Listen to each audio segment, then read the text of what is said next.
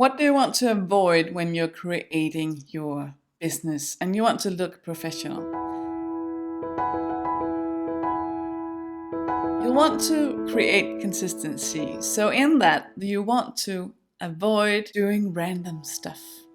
You want to avoid doing everything in your business. You want to try and do just the one thing and do the one thing well, because then you look more professional. Who do you want to go to? Or where do you want to go? Do you want to go to the place where they have the best pizza in the whole city?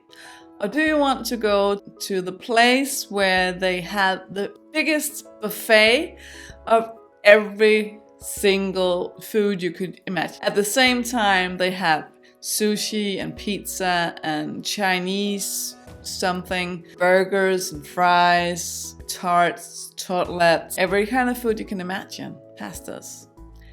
Where do you want to go if you're really craving that pizza? Where do you want to go? You want to go where they serve the best pizza, not where they serve the average and everything on it. You want to be the expert.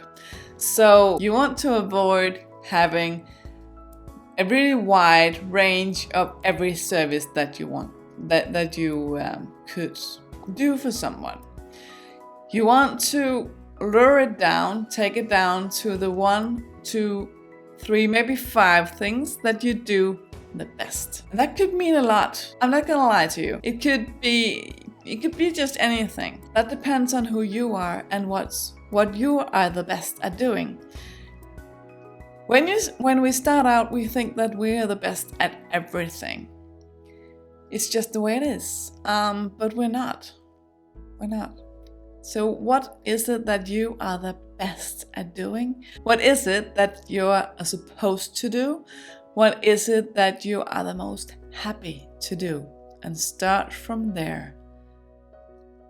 And then you can actually paint the picture. Let me talk about the 3 circles for a while. There's 3 circles. There's one where it's everything you can do. Then there's all that your customers want. And then there's everything your competitors could do. What you can do well and what your competitors can do well, you do not want to jump into that because there's no customers there. But also there's a place in the middle where it's what you do well and what your customers want. But it's also what the competition does well. So that's kind of a Red Sea. You don't want to jump into that one because there's too much competition. Where you actually want to be is where there's an overlap between what you do well and what your customers want. And it's not what your competition does well. I'm gonna be honest with you. There's gonna be competition. But no one does you. No one does you better than you. So you are the best at being you, and you have a special thing that you are the best at doing. You just need to figure that out. So to do that, I would ask friends, family, co-workers, colleagues, ex-colleagues, ex-co-workers, to figure out what is it that's your brand and what is it that you do the best. And when you have that list,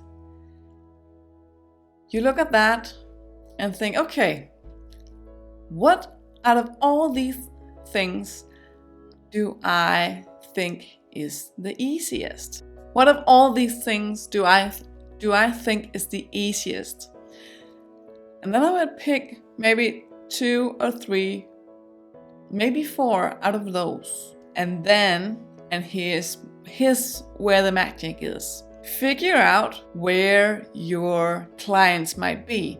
Figure out where you think your clients might be. Try to think if there's a Facebook group, a big ass group, where you can ask the question, would you ever consider, or have you ever got help with, and then you list your 3 to 5 things and see. And whatever gets the most hits might be where your true brand should be, and where your true customers would be, and what your ideal thing that it is you are best at is. So that's how to figure out how and where to shine and what to pick. This video was about what to avoid.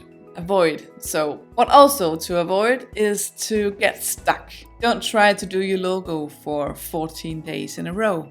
If you are not a logo designer and you don't know how to do this, let me tell you, it can set you back oh so much if you start with the logo because you do not know where you want to go yet. Do not start with the logo.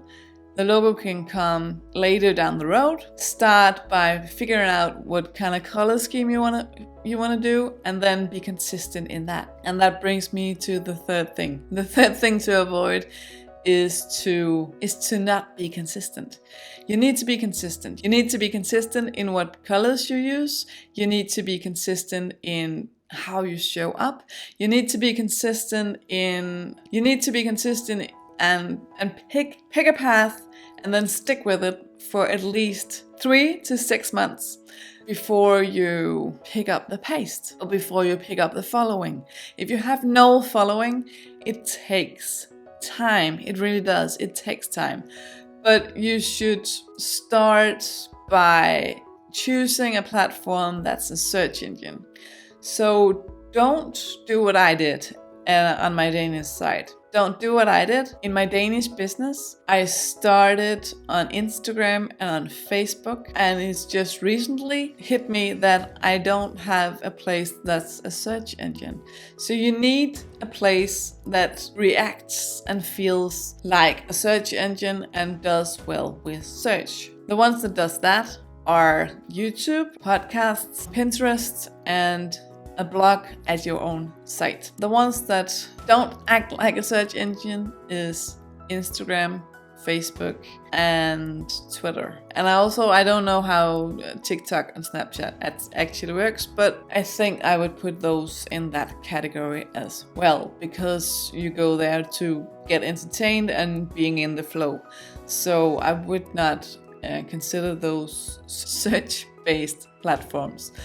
So avoid only being with your business on the non-search based platforms, because you need the traction and people finding you, and they do that via search. So that's that. This is what I would avoid when starting a brand and building a business. Let me know down in the comments if this resonated with you.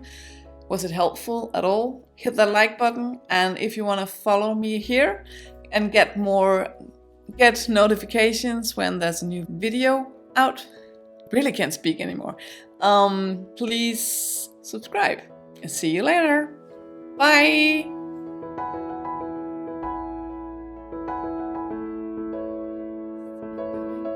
What is it that you... Non-search based... I just can't speak anymore, I guess.